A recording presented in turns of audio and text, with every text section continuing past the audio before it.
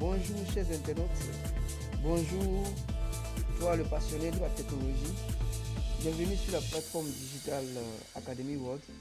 Alors nous sommes là ce matin pour parler encore de deux éléments d'un réseau que nous avons l'habitude d'utiliser.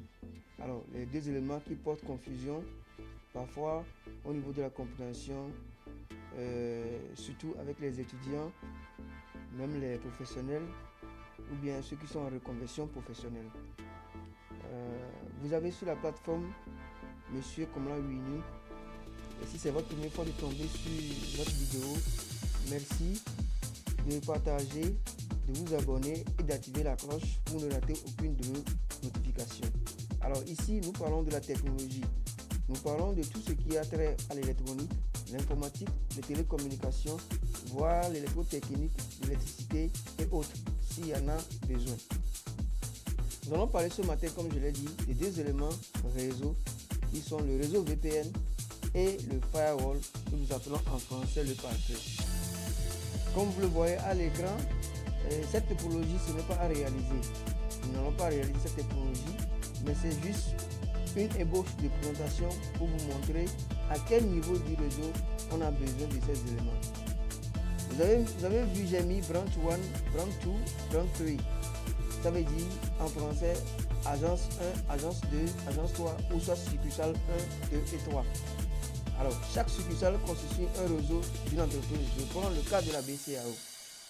D'accord? Le cas de la BCAO, il y a son siège et deux autres agences.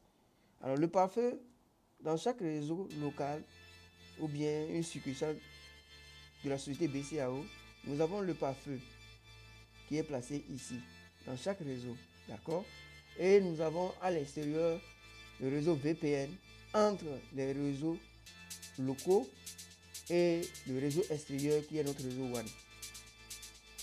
Je pense que ce n'est pas la faute des étudiants ou bien ce n'est pas la faute des pratiquants du domaine parce que ça peut provenir d'un manque de pédagogie au niveau des professeurs. Les professeurs expliquent, bien sûr, mais il doit y avoir une façon d'expliquer aux étudiants parce qu'on a trop de thèmes qui portent en confusion en informatique. Et des fois, on peut se perdre. Sans plus tarder, nous allons attaquer le réseau VPN. Alors, qu'est-ce qu'un réseau VPN?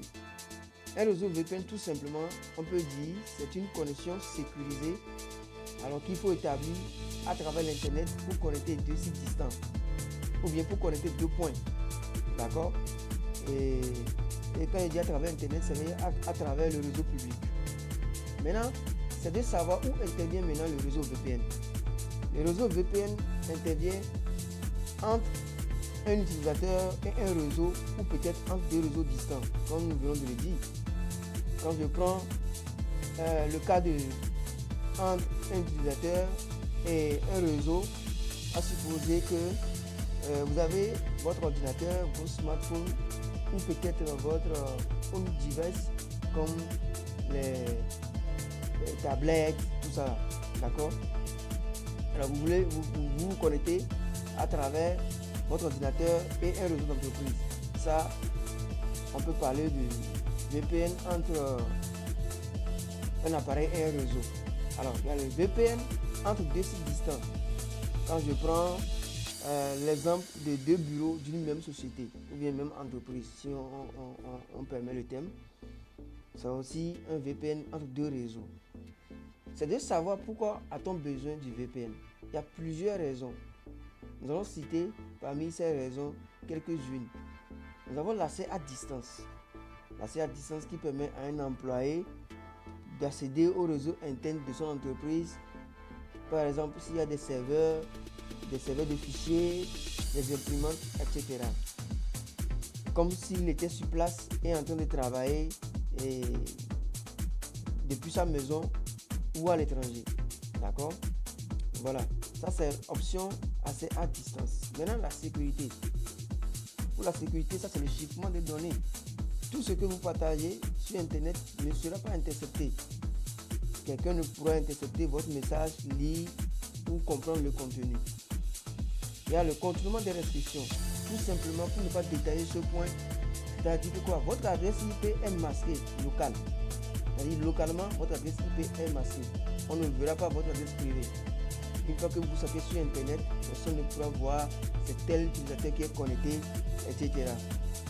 Et cela sert à accéder à des services géographiquement restreints ou à protéger votre anonymat sur le réseau.